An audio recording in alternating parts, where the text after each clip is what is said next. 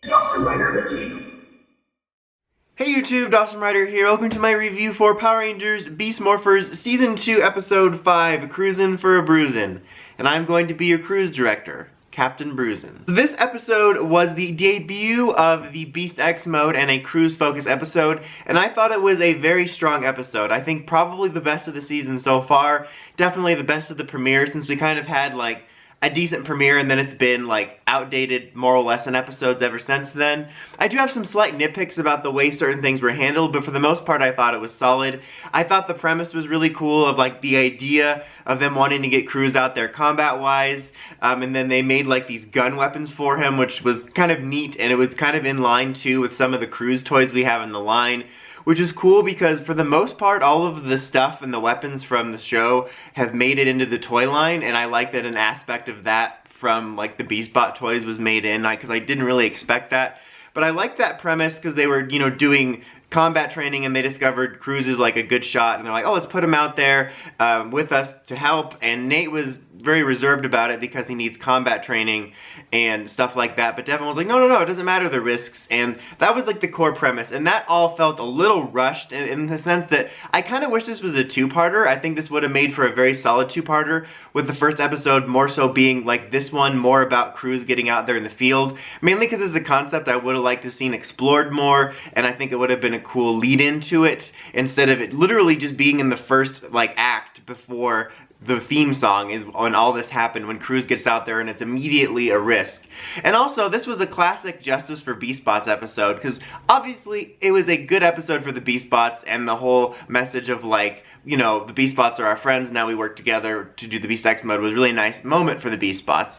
But I feel like whenever the BeastBots get focused, they're always kind of treated low-key poorly. Like, either they're trash-talking them, like that one episode, or they're really, like, callous about them, or, not apathetic isn't the right word, but they, like, with Devin, his heart was in the right place, and he wasn't, like, being mean, but he was like, oh, doesn't matter the risk, we'll just put him out there, and, like, there's this certain attitude about the way they go about it that's like, they're not thinking about the consequences, like, and Cruz is just happy to do it, like, oh, I'm happy to risk my life for you, Devin. He's like, yeah, it'll be fine. And like, again, I'm not saying Devin was being a mega jerk in the episode, but there's something about the attitude in which in the way they treat them, this rubs me the wrong way, and that definitely happened at the beginning of this episode, where Devin, it was a good idea, but I think that he was being very callous about it, and I think he should have thought it through, like Nate said. But then Nate said something like, well, they don't have the basic intelligence and combat thingy to think about it. I'm like, and then Aruto came in and said, human gears can do anything. I'm like, wrong show, bro. That was kind of weird because Steel obviously is a little different because he's got the human DNA and stuff like that, but the BeastBots aren't like generic, like, robots. They're basically just as intelligent and, like, self-aware as Steel, so I don't know where that was coming from. Point is, I liked the premise, but I just feel like Devin treated him a little bit poorly in a certain regard, and I wish that it hadn't been so rushed, but I think it was a cool idea.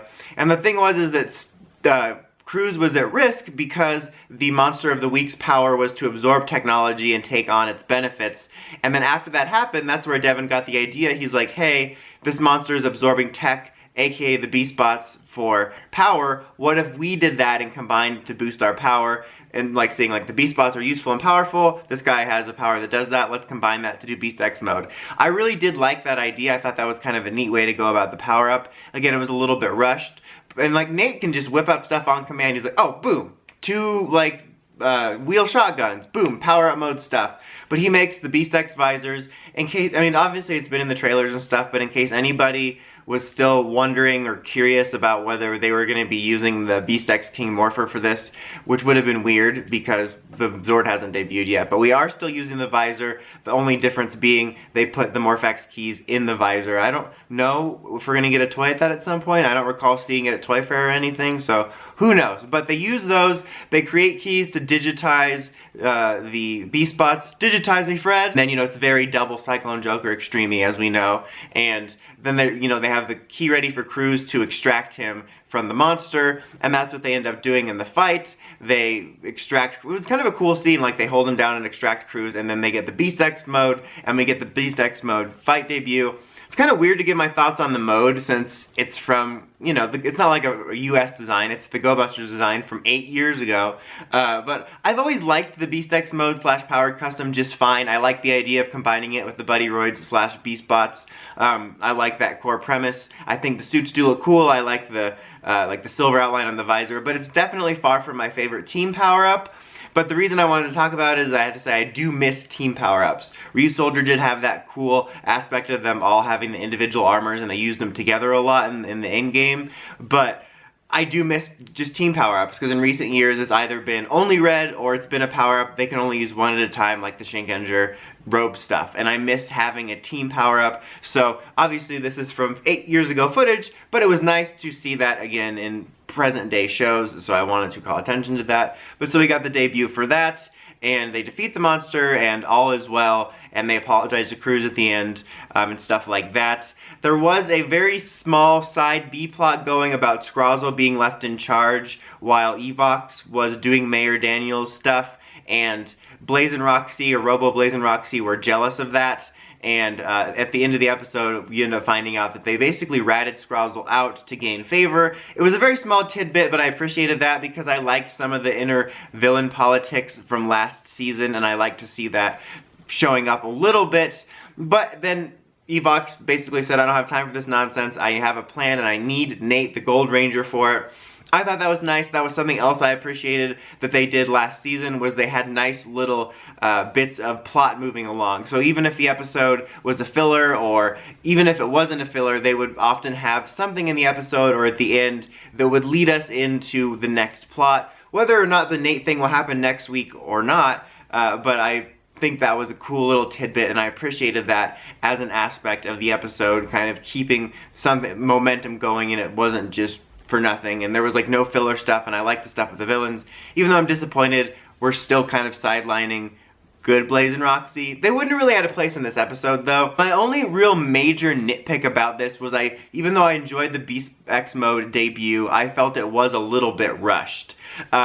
Mainly I think about that because I think the first season was actually really good about debuting stuff like that. Like thinking back to the Cheetah Claws in the Fury mode, that was very well built up to. Like the Cheetah Claws were in the background for several episodes before it even happened.